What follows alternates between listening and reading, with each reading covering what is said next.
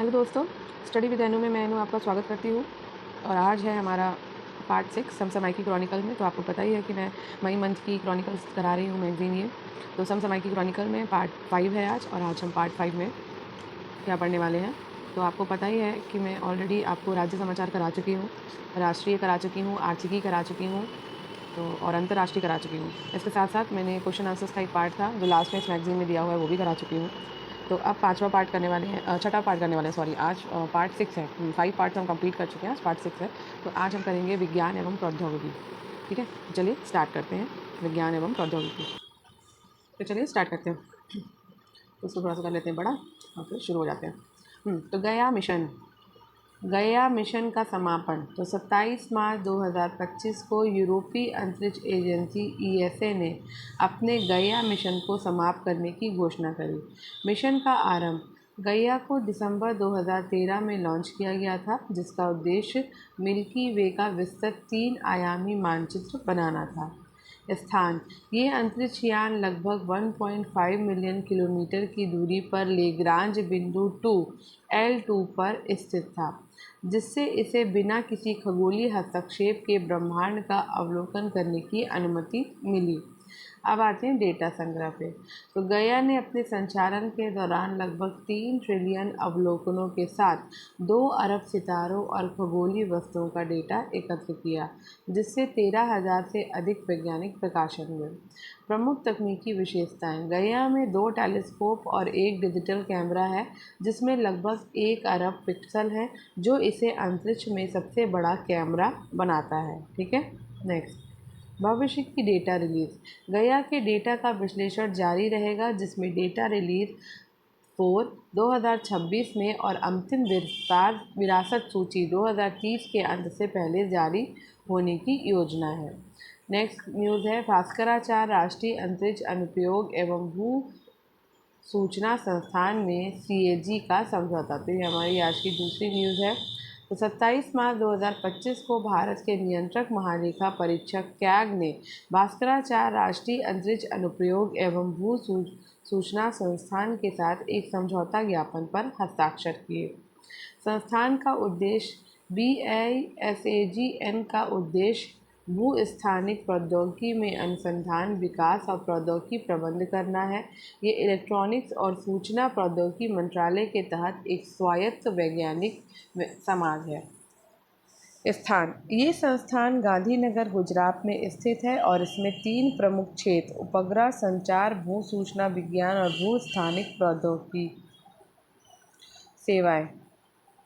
BISAGN मानचित्र आधारित भू जानकारी प्रणाली GIS के कार्यान्वयन के लिए विशेष सेवाएं प्रदान करता है, जिसमें डेटा डिज़ाइन, मानचित्र निर्माण और तकनीकी परामर्श शामिल है। नवीनतम विकास: समझौते के तहत CAG ने ऑडिट प्रक्रिया में रिमोट सेंसिंग और GIS प्रौद्योगिकियों को एकीकृत करने का निर्णय लिया है। नेक्स्ट, राष्ट्रीय सहयोग क्या रहा? तो ये संस्थान भारत सरकार के मंत्रालय और राज्य सरकारों के साथ समन्वय में काम करता है, जिससे ये विभिन्न सरकारी क्षेत्रों में योजना और विकास गतिविधियों के लिए एक राष्ट्रीय स्तर की एजेंसी बन गया है। ठीक है, नेक्स्ट न्यूज़ है BBLDH एंजाइम की खोज।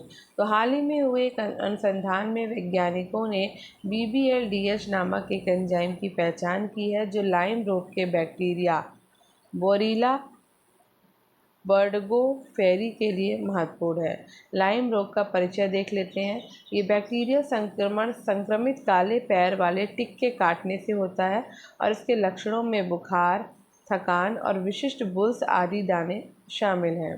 मृत्यु दर: अगर अनुपचारित छोड़ दिया जाए तो लाइम रोग गंभीर जटिलताओं का कारण बन सकता है, जिससे इसके प्रभाव को गंभीरता से लेना आवश्यक है।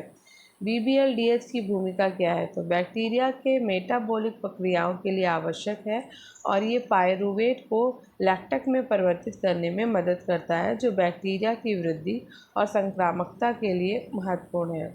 उपचारात्मक संभावनाएं: उच्च थ्रूपुट स्क्रीनिंग के माध्यम से कई संभावित BBLDH अवरोधकों की पहचान की गई, जो लाइम रोग के लक्षित उपचार के लिए आधार प्रदान कर सकते हैं। अब आते हैं व्यापक अनुप्रयोग। तो ये अनुसंधान न केवल नाइम रोग पर प्रकाश डालता है बल्कि अन्य टिक-बोर्न रोगों में एलडीएच की भूमिका को समझने के लिए नए रास्ते खोलता है। भारत में वजन घटाने की दवा लॉन्च। 20 मार्च 2025 को अमेरिकी फार्मास्यूटिकल कंपनी एली लिली ने भारत में वजन घटाने और मधुमेह प्रबंधन के लिए मोनजारो दवा लॉन्च किया है और ये दवा भारत में उपलब्ध होने वाली नई श्रेणी की वजन घटाने की दवाओं में से एक है। दवा का मूल्य मोनजारो का 2.5 मिलीग्राम वायल और 5 मिलीग्राम वायल में उपलब्ध होगा। स्वप्रशासित इंजेक्शन। ये दवा साप्ताहिक इंजेक्शन के रूप में दी जाएगी और इसे डॉक्टर की पर्ची पर लिया जाएगा। उपयोगकर्ता समूह। ये दवा उन लोगों के लिए निर्धारित की जाएगी जिनका बॉडी मास इंडेक्स BMI 30 से अधिक है या जिनका BMI 25 से 29 है और अन्य वजन से संबंधित स्वास्थ्य समस्याएं हैं। ठीक है, नेक्स्ट विज्ञान एवं प्रौद्योगिकी के अंदर। अच्छा, ग्लोबल क्लिनिकल ट्रायल क्या है इसमें? तो ग्लोबल क्लिनिकल ट्रायल टिज़िपेटिड पर किए गए अध्ययन में प्रतिभागियों ने 72 सप्ताह में औसतन 20.9% तक वजन घटाया। केंद्रीय औषधि मानक नियंत्रण संगठन CDSCO ने नई दवाओं को मंजूरी देने, नैदानिक परीक्षण आयोजित करने और सुरक्षा मानकों का अनुपालन सुनिश्चित करने के लिए जिम्मेदार प्राथमिक नियामक प्राधिकरण के रूप में कार्य करता है। Space D docking mission. तो 14 मार्च 2025 को भारतीय अंतरिक्ष अनुसंधान संगठन इसरो ने स्पेस डॉकिंग एक्सपेरिमेंट मिशन के तहत सफलतापूर्वक डी डॉकिंग प्रक्रिया पूरी की। मिशन का विवरण। तो स्पारडेक्स मिशन 30 दिसंबर 2024 को लॉन्च किया गया, जिसमें SDX-01 चेंजर और SDX-02 टारगेट नामक 2 छोटे उपग्रह शामिल थे। इन उपग्रहों को 16 जनवरी 2025 को सफलतापूर्वक डॉक किया गया था।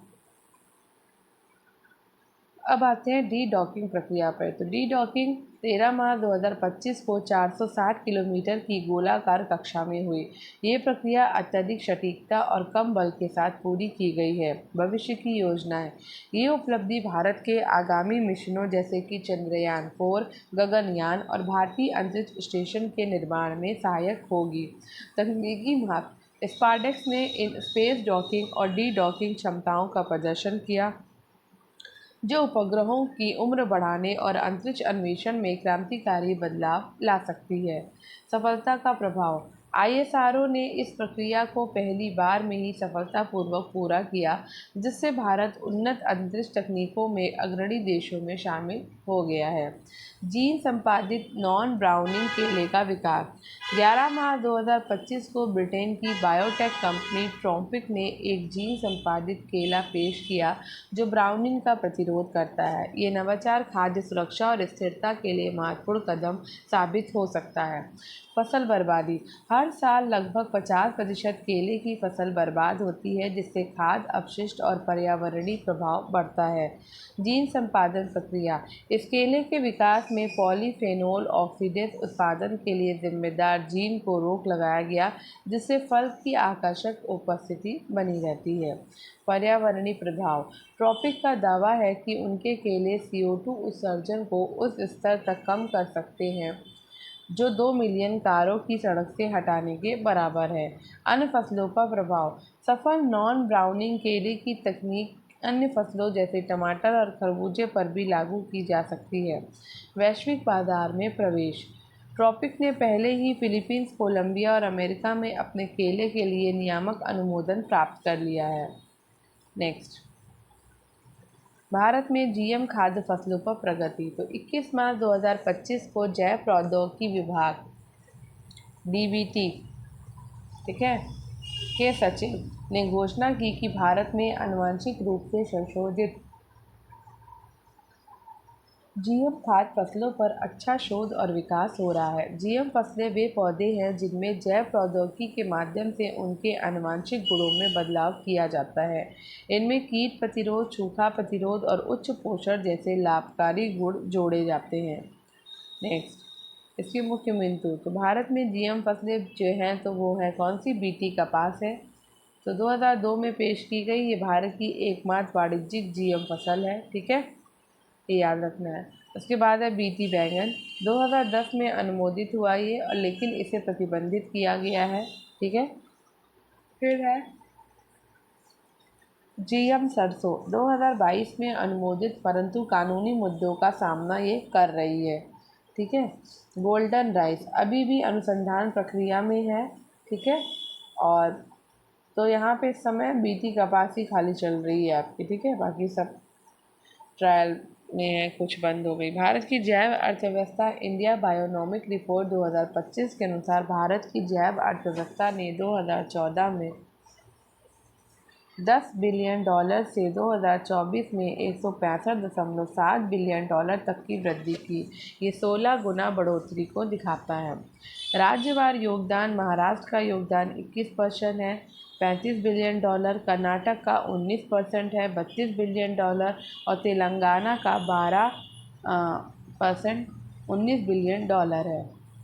जीएम फसलों के लाभ और चुनौतियाँ। जीएम फसलों से उच्च उपज, कीटनाशक उपयोग में कमी, जलवायु सहिष्णुता और पोषण में सुधार होता है। चुनौतियाँ, पर्यावरण पर असर, स्वास्थ्य जोखिम और किसान निर्भरता जैसे मुद्दे हैं। अब आते हैं नेक्स्ट अपनी न्यूज़ पे। तो हमारी नेक्स्ट न्यूज़ है, चंद्रयान 3 के डेटा से चांद पर पानी की बर्फ़ की संभावना बढ़ी है। ये इम्पॉर्टेंट है। ठीक है, 10 मार्च 2025 को भारतीय अंतरिक्ष अनुसंधान संगठन इसरो ने चंद्रयान 3 के मिशन ने चांद पर पानी की बर्फ की उपस्थिति के बारे में नई जानकारियां प्रदान की। नए विश्लेषण से पता चला कि चांद के ध्रुवीय क्षेत्र के बाहर भी पानी की बर्फ हो सकती है। पानी की बर्फ का अनुमान, चंद्रयान 3 के चंद्र सतह थर्मोफिजिकल प्रयोग से प्राप्त डेटा के आधार पर वैज्ञानिकों ने पाया कि चांद की उच्च अक्षांशों में तापमान में बड़ी भिन्नताएं होती हैं, जिससे पानी की बर्फ की संभावित उपस्थिति का संकेत मिलता है। क्रेटर और तापमान,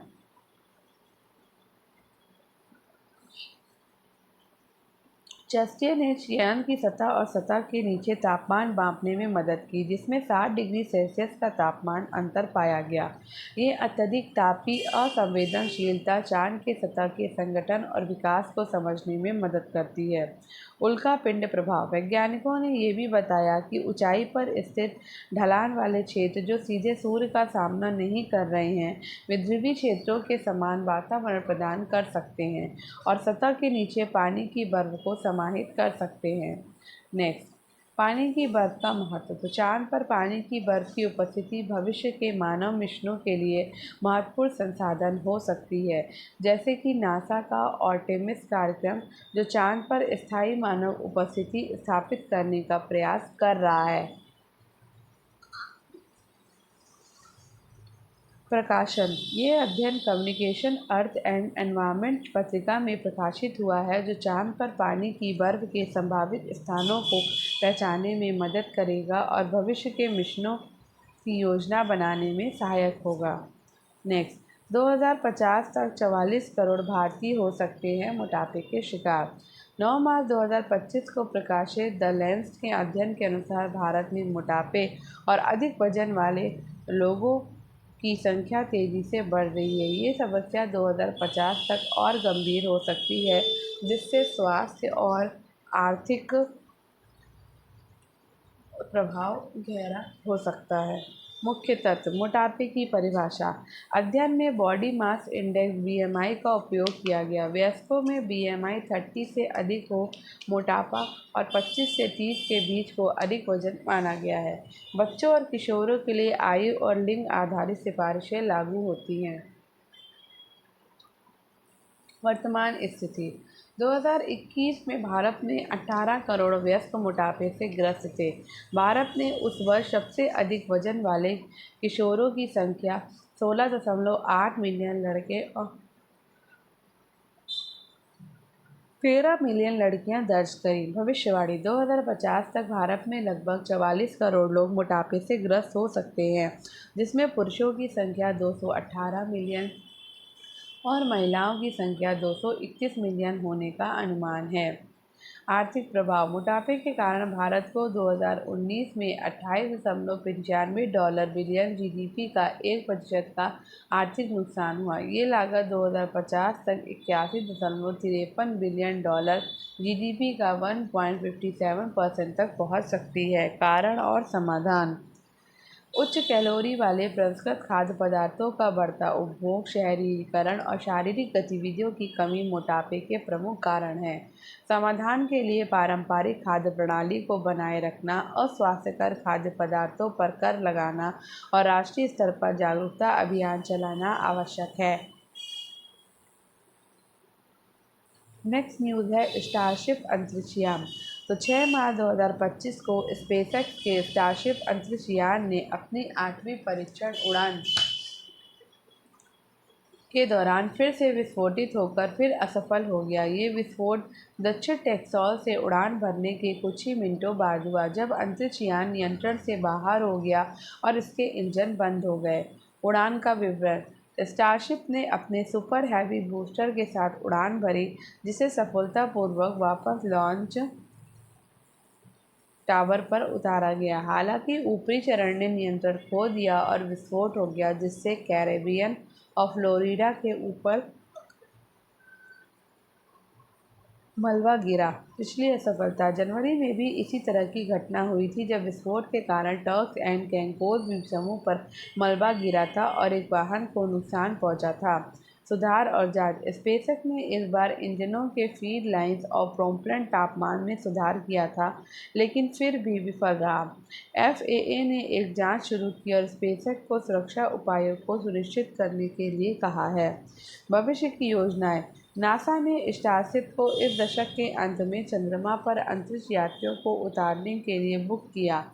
एलन मस्क मंगल पर मिशन के लिए स्टारशिप का उपयोग करने की योजना बना रहे हैं।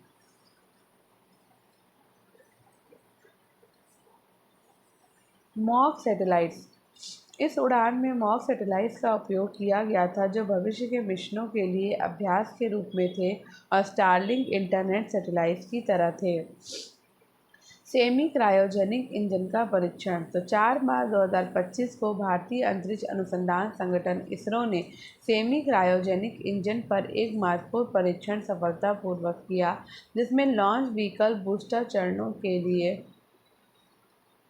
क्रायोजेनिक चरण को अंतिम रूप देने में प्रगति हुई। इस परीक्षण को power and test article PSTA के रूप में जाना जाता है और यह सेमी क्रायो इंजन विकसित करने के लिए पहला हार्डवेयर परीक्षण है। मुख्य बिंदु। Power head test article PSTA। Thrust chamber के बिना PSTA लगभग 3 मीटर लंबा है। Gas generator, turbo pump, preburner और नियंत्रण घटकों जैसी महत्वपूर्ण इंजन उप प्रणालियों के एकीकृत प्रदर्शन को मान्य करता है। Semi cryogenic engine thrust. Semi cryogenic engine का उद्देश्य 2000 किलो न्यूटन का उन्नत थ्रस्ट प्रदान करना है। प्राणोदयक प्रणाली। इसरो पर्यावरण के अनुकूल प्राणोदकों जैसे तरल ऑक्सीजन, LOX, तरल हाइड्रोजन और LOX केरोसिन आधारित प्रणालियों का उपयोग करता है। LVM-3 प्रदर्शन में सुधार। ISRO LVM-3 launch vehicle MK3 को C-30T क्रायोजेनिक ऊपरी चरण के साथ बढ़ा रहा है, जिससे पेलोड क्षमता में 25% की वृद्धि होगी। Next generation launch vehicle NGLV का विकास, जिसका उद्देश्य गगनयान मिशनों के लिए है, ट्रैक पर है, जो पुनः प्रयोज्य पहले चरण के साथ लो अर्थ ऑर्बिट में अधिकतम 30 टन की पेलोड क्षमता प्रदान करता है। पहले और दूसरे चरण LOX इंजन का उपयोग करेंगे, जिससे एक क्रायोजेनिक ऊपरी चरण होगा। नेक्स्ट। तो देखिए यहाँ पर हमारा टॉपिक होता है फिनिश और नेक्स्ट टॉपिक है हमारा पर्यावरण पारिस्थितिकी। तो हम अगला टॉपिक करेंगे। तो आज के लिए इतना ही। तो आई होप आपको आज का ये क्रॉनिकल सीरीज़ का वीडियो पसंद आया होगा। तो अगर आपको ये वीडियो पसंद आया हो तो वीडियो को लाइक, शेयर और कमेंट करना ना भूलें। चैनल को सब्सक्राइब करें और दूसरों के साथ इसे शेयर करें। तो मिलते हैं अपने कल नए टॉपिक के साथ, पर्यावरण और पारिस्थितिकी के साथ। धन्यवाद। आपका दिन शुभ हो।